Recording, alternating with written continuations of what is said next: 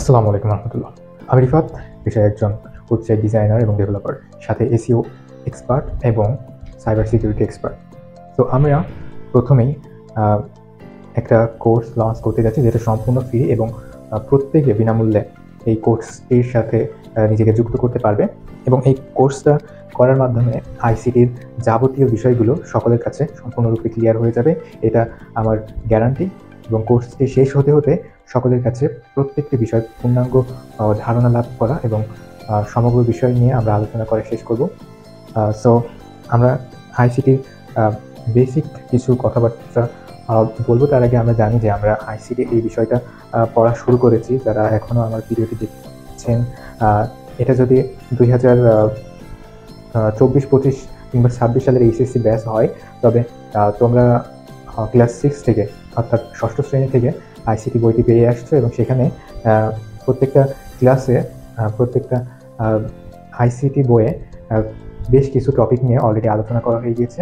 তো আমরা এখন যদি ইন্টারমিডিয়েট লেভেলের আইসিটি দেখতে চাই, তাহলে এখানে দেখতে পারবো যে সমগ্র টপিকগুলোর সেখানে অন্তর্ভুক্ত আছে এবং আমরা অলরেডি অনেক কিছু জেনেছি আইসিটি থেকে এবং আরও নতুন নতুন কিছু জানবো। তো আমরা ক্লাস 10 বা নবম দশম শ্রেণীতে আমরা যখন আইসিটি দেখেছি, তখন আমরা সেখানে অনেক বিষয় সম্পর্কে, টেকনিক্যাল নলেজ সম্পর্কে আমরা অভিহিত হয়েছি। যেমন সেখানে ফটোশপের কথা বলা হয়েছে, তারপরে এক্সেলের কথা বলা হয়েছে, মাইক্রোসফট ওয়ার্ডের কথা বলা হয়েছে। তাছাড়া এরকম বিভিন্ন ধরনের স্কিলসের সাথে আমাদেরকে পরিচয় করে দেওয়া হয়েছে, যেগুলো আমাদের আইসিটি সেক্টরের প্রত্যেকটা ক্ষেত্রে কাজে লাগে। এখন আমরা একাদশ দ্বাদশ শ্রেণী অর্থাৎ এইচএসসি লেভেলের জন্য একাডেমিকের যে আইসিটি বইটি রয়েছে, সেখানে কী কী বিষয় নিয়ে আমরা আলোচনা করব এবং সেই বিষয়গুলো কীভাবে পড়তে হবে এবং কীভাবে পড়লে আমরা আসলেই সেই সমস্ত জ্ঞান অর্জন করতে পারবো এবং সাথে সাথে আমরা পরীক্ষায় কীভাবে ভালো রেজাল্ট করতে পারবো তা নিয়ে আজকের আলোচনা। এবং এই ভিডিওটা হচ্ছে এই কোর্সের, আইসিটি কোর্সের বিগিনিং ভিডিও। সো এটা থেকে আমাদের কোর্সটি শুরু হতে যাচ্ছে। আমরা প্রত্যেকটা অধ্যায়ের উপর, পার্টিকুলারলি প্রত্যেকটা টপিকের উপর আলাদা আলাদা ডেডিকেটেড ভিডিও থাকবে এবং ভিডিওর উপর, প্রত্যেকটা ভিডিওর উপর আবার কুইজের ব্যবস্থা করা থাকবে। তো আমাদের ওয়েবসাইট আছে www.grihopathshala.com।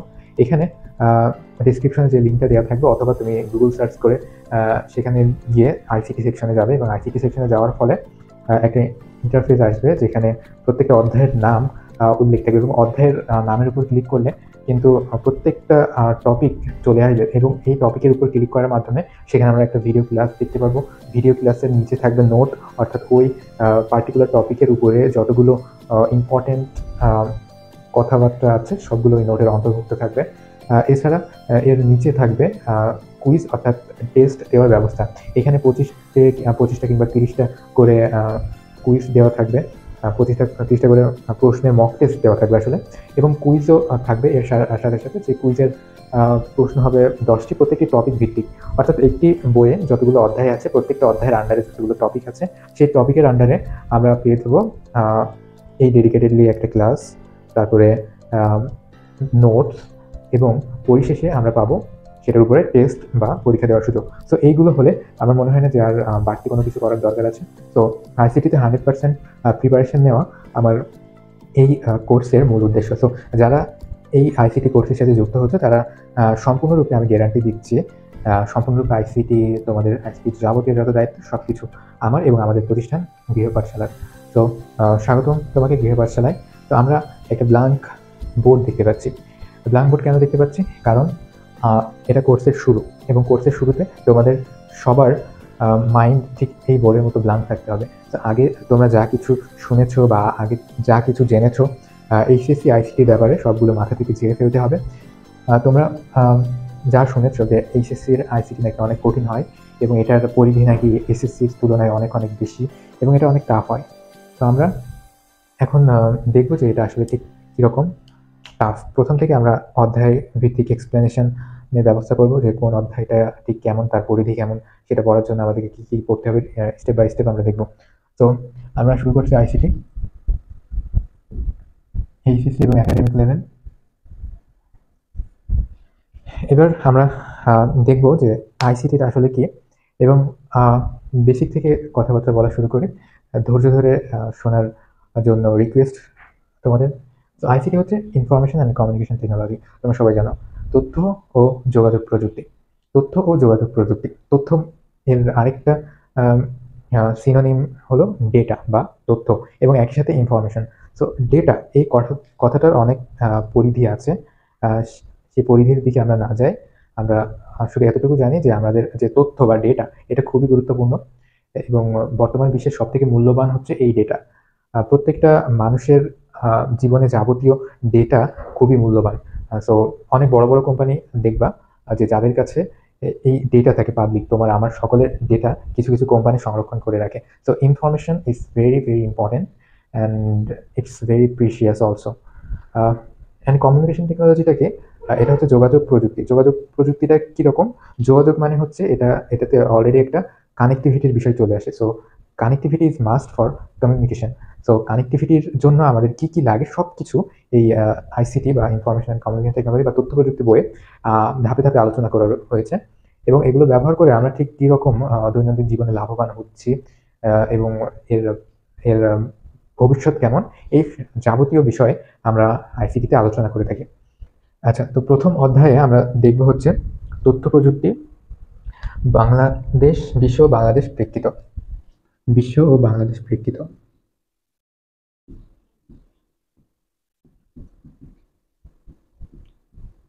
বিশ্ব ও বাংলাদেশ প্রেক্ষিত। এখানে আমরা কি নিয়ে আলোচনা করব? এখানে মূলত আলোচনা হবে আইসিটির সবথেকে বেসিক যে বিষয়গুলো সেগুলো নিয়ে। এই আইসিটি সমগ্র বিশ্বে কিভাবে তার প্রভাব ফেলছে, কিভাবে ভূমিকা রাখছে, এবং পরিশেষে আমাদের দেশে বা বাংলাদেশে এই আইসিটি পরিধি কীরকম, কিভাবে এটা ভূমিকা পালন করছে, এটা নিয়ে আমরা আলোচনা করব প্রথম অধ্যায়। তাহলে আমরা কি আলোচনা করব? বিশ্বগ্রামের ধারণা নিয়ে আলোচনা করব। বিশ্বগ্রাম কি এবং এর সম্পর্কে যত ইম্পর্টেন্ট যত তথ্য আছে সেগুলো তুলে ধরবো তোমাদের সামনে, এবং কিভাবে সবকিছু ব্যাখ্যা করা হবে ইনশাল্লাহ। তারপর আমরা ভার্চুয়াল রিয়েলিটি সম্পর্কে ধারণা লাভ করব। ভার্চুয়াল রিয়েলিটি, তারপরে bio informatics, genetic engineering, nano technology, এসব আইসিটির যত ফিল্ড আছে প্রত্যেকটা ফিল্ডে আমরা বিচরণ করব এই অধ্যায়ে। তারপর কমিউনিকেশন সিস্টেম ও কম্পিউটার নেটওয়ার্কিং। 2 নম্বর অধ্যায়ে আমরা দেখব কমিউনিকেশন সিস্টেম। কমিউনিকেশন সিস্টেম কি?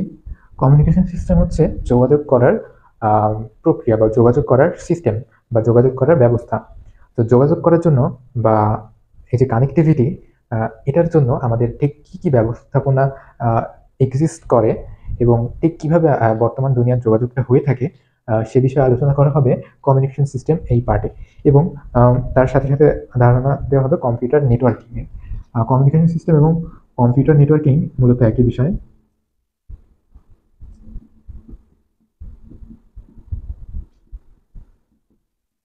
কম্পিউটার নেটওয়ার্কিং বলতে কম্পিউটারের মাধ্যমে একটা কম্পিউটারের সাথে আরেকটা কম্পিউটারের সংযুক্তি বা কানেক্টিভিটিকে বোঝায়।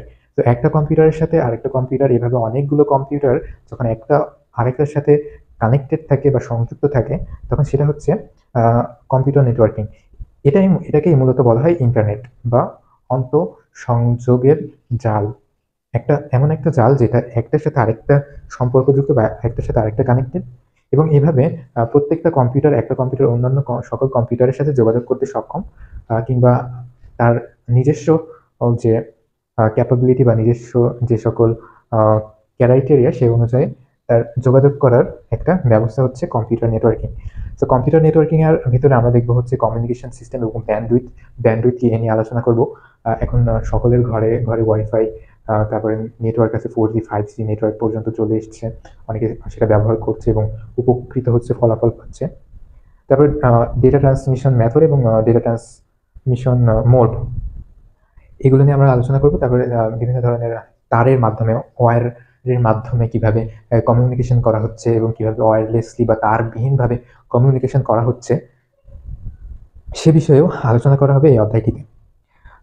এবার আমরা কম্পিউটারের কাজ বা নেটওয়ার্ক টেকনোলজি, কম্পিউটার ক্লাউডিং, এই সকল বিষয় নিয়ে আমরা আলোচনা করব, যে কিভাবে নেটওয়ার্ক আমাদের দৈনন্দিন জীবনে প্রভাব ফেলছে, কিভাবে আমাদের অনেক কাজকে সহজ করছে, এই সবই হবে এই অধ্যায়ের আলোচনার বিষয়। সো এই অধ্যায়ে আমরা প্রত্যেকটা টপিকের উপর একটা করে ক্লাস দেওয়ার চেষ্টা করব এবং সেই অনুযায়ী সুন্দর মতো বোঝানোর এবং তার থেকে নোট দেওয়া এবং পরীক্ষা নেওয়ার ব্যবস্থা করব। এবার সবথেকে বহুল আলোচিত যেটা সবাই আইসিটি বইয়ের মানে যেটা বোঝে, অর্থাৎ এইচএসসির আইসিটি বলতে যেটা বোঝে সেটা হচ্ছে এটা। এটা হচ্ছে সংখ্যা পদ্ধতি বা নাম্বার সিস্টেম, সংখ্যা পদ্ধতি এবং ডিজিটাল ডিভাইস।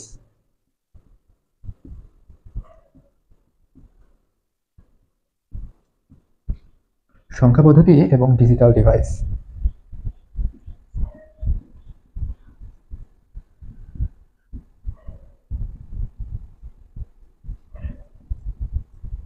এটা অনেক বোঝার বিষয় আছে, অনেক প্র্যাকটিসের বিষয় আছে, এবং এখানে অনেক বিষয় আছে যেগুলো আমাদেরকে মাথায় নিয়ে চলতে হয়। অনেকে এই অধ্যায়টাকে সবথেকে বেশি প্রায়োরিটি দেন। সো আমরা প্রায়োরিটি হিসেবে এটাকে অনেক ঊর্ধ্বে রাখবো অন্য সকলের মতনই। কেননা এখানে আলোচনা করা হচ্ছে সংখ্যা পদ্ধতি নিয়ে বা নাম্বার সিস্টেম নিয়ে। তো নাম্বার সিস্টেম কি, নাম্বার সিস্টেমের প্রকারভেদ, একটা নাম্বার সিস্টেমের সাথে অন্যান্য নাম্বার সিস্টেমের ইন্টারচেঞ্জ, এবং একটা কম্পিউটার কিভাবে কাজ করে, একটা ডিজিটাল ডিভাইস ঠিক কিভাবে কাজ করে, সেটা নিয়ে আলোচনা করা হবে আমাদের এই সংখ্যা পদ্ধতির এই সেকশনটিতে। এবং ডিজিটাল ডিভাইস নিয়ে আলোচনা করা হবে যে এই সংখ্যা পদ্ধতি বা নাম্বার সিস্টেম কোনো একটা ডিজিটাল ডিভাইসে কিভাবে প্রভাব ফেলে, বা একটা ডিজিটাল ডিভাইস কিভাবে সংখ্যা পদ্ধতি ব্যবহার করে পরিচালিত হয়, সে সকল বিষয় নিয়ে আলোচনা করা হবে ডিজিটাল ডিভাইস এই সেকশনটিতে।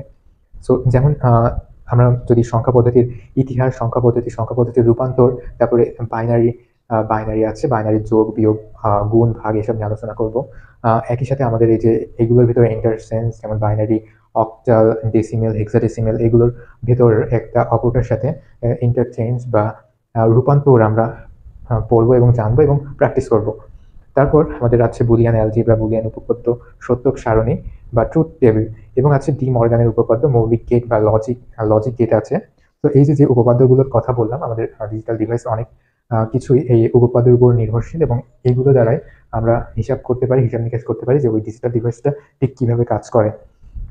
সো এবার আমরা যদি ডিজিটাল ডিভাইসের কথা দেখি, যে এই সংখ্যা পদ্ধতি বা নাম্বার সিস্টেম ব্যবহার করে এই অ্যাডার আছে, রেজিস্টার আছে, কাউন্টার আছে, এগুলো কিভাবে কাজ করে, এবং পরিশেষে এনকোডার এবং ডিকোডার এগুলো কিভাবে কাজ করে। আর লজিক গেটের কথা তো বললামই, লজিক গেট কিভাবে কাজ করে, কতগুলো লজিক গেট আছে, একটা লজিক গেট এবং অন্যান্য লজিক গেটের ভিতরে পার্থক্য কি, তুলনা কি, সেসব সম্পর্কে আমরা আলোচনা করব ধাপে ধাপে।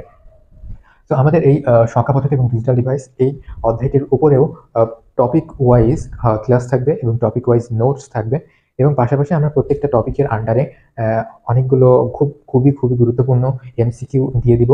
তো পরিশেষে দেখা যাবে যে আমাদের সকল অধ্যায় যদি আমরা এভাবে শেষ করতে পারি, তাহলে আমাদের যতগুলো এমসিকিউ সলভ করা হয়েছে সেই এমসিকিউ এর ভিতর থেকেই, কিংবা সেইগুলোর আইডিয়া কাজে লাগিয়ে আমরা পরীক্ষার ফুল মার্কস পেতে পারি ইনশাআল্লাহ। এবার আমরা চতুর্থ অধ্যায়ে দেখব ওয়েব ডিজাইন পরিচিতি এবং এইচটিএমএল। চতুর্থ অধ্যায়ে দেখব আমরা ওয়েব ডিজাইন এবং এইচটিএমএল আছে, সিএসএস আছে, জাভাস্ক্রিপ্ট আছে, এরকম অনেকগুলো কোডিং ল্যাঙ্গুয়েজ আছে, যেগুলোর সবথেকে বেসিক কোডিং ল্যাঙ্গুয়েজ হচ্ছে এইচটিএমএল। তো এইচটিএমএল, যে কোনো কিছু কোড করার আগে কেউ যদি এইচটিএমএল সম্পর্কে ভালো ধারণা লাভ করতে পারে, তাহলে তার কোডিং দুনিয়ায় বা কোডিং ক্যারিয়ারে অনেক সবকিছুতে অনেক ইজিয়ার হবে, কিংবা এটা ফার্স্ট স্টেপ কোডিংয়ের। অনেকের মতে এটা কোডিংয়ের ফার্স্ট স্টেপ। সো এইচটিএমএল জানলে কোডিংয়ের অন্যান্য বিষয়গুলো আমরা জ্ঞান পেতে বা ধারণা পেতে সহজ হয়। তো এটা হচ্ছে ওয়েব ডিজাইনের একটা গুরুত্বপূর্ণ বিষয়। আমি প্রথমে বলেছি আমি একজন ওয়েব ডিজাইনার এবং ডেভেলপার।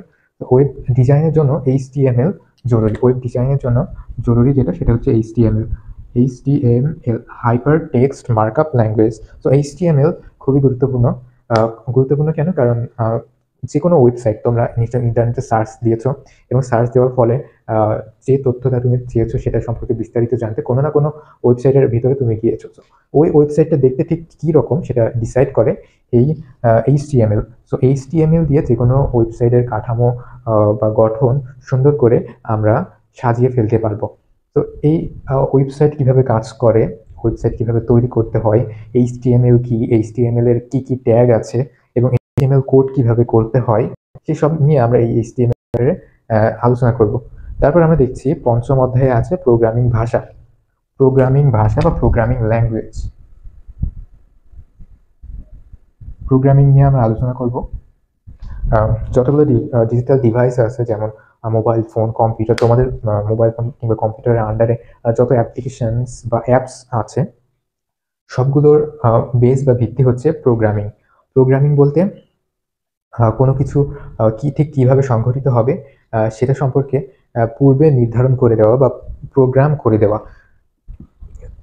ঠিক সেভাবেই আমাদের সেই ডিজিটাল ডিভাইস এবং ডিজিটাল অ্যাপগুলো কাজ করবে। তো প্রোগ্রামিং এভাবে খুবই ইম্পর্ট্যান্ট। প্রোগ্রামিং সম্পর্কে আমরা জানবো এবং প্রোগ্রামিংয়ের যতগুলো ভাষা আছে সেই সকল ভাষা সম্পর্কে আমরা আস্তে আস্তে জানবো এবং আমরা মোটামুটি সি প্রোগ্রামিং এবং C++ প্রোগ্রামিং নিয়ে সংক্ষেপে আলোচনা করব এবং এর যে সকল গুরুত্বপূর্ণ টার্মস আছে যেমন লুপ, অ্যারে, ফাংশন এসব সম্পর্কে আমরা মোটামুটি ডিসকাশন করব। এবং আরেকটা হচ্ছে ডেটাবেজ ম্যানেজমেন্ট সিস্টেম। আরেকটা আছে সেটা হচ্ছে 6 নম্বর অধ্যায়, database management system. So database management system এটা হচ্ছে ডেটাবেজ বা তথ্যের যে ভান্ডার বা এক কথায় ডেটাবেজ যেটা, সেটাকে কিভাবে আমরা ব্যবহার করতে পারি, সেখানে কিভাবে ইনপুট দিতে পারি, সেটা থেকে আমরা কিভাবে আউটপুট নিতে পারি, সুবিধা নিতে পারি, সেসব বিষয় নিয়ে এখানে আমরা আলোচনা করব। এখানে আমরা সকল ধারণা লাভ করব কিভাবে তৈরি করা যায়, আপডেট করা যায়, আর এর কিছু গুরুত্বপূর্ণ টার্ম যেমন কোয়েরি কিভাবে করা যায়, ডেটাবেস ইন্ডেক্স এবং সর্টিং কিভাবে করা যায়, ডেটাবেস রিলেশন কিভাবে করতে হয়, ফর্ম কিভাবে করতে হয়, রিপোর্ট কিভাবে তৈরি করতে হয়, এসব নিয়ে থাকবে ডেটাবেস ম্যানেজমেন্ট সিস্টেম এই পার্টটিতে। তো আমাদের এক্সামের জন্য সবথেকে গুরুত্বপূর্ণ কোনটি? আমাদের এক্সামের জন্য সবথেকে গুরুত্বপূর্ণ হচ্ছে নাম্বার সিস্টেম বা সংখ্যা পদ্ধতি। এটি প্রথমেই বলে দিয়েছিলাম। এবং সবথেকে কম গুরুত্বপূর্ণ কোনটি? এটা হচ্ছে সবথেকে বেশি গুরুত্বপূর্ণ এবং সবথেকে কম গুরুত্বপূর্ণ বলতে পারো ডাটাবেস ম্যানেজমেন্ট সিস্টেম। এটা একটু কম গুরুত্বপূর্ণ তুলনামূলকভাবে। তারপরে কমিউনিকেশন সিস্টেম, এটা পড়তে হবে, এটা অবশ্যই পড়তে হবে।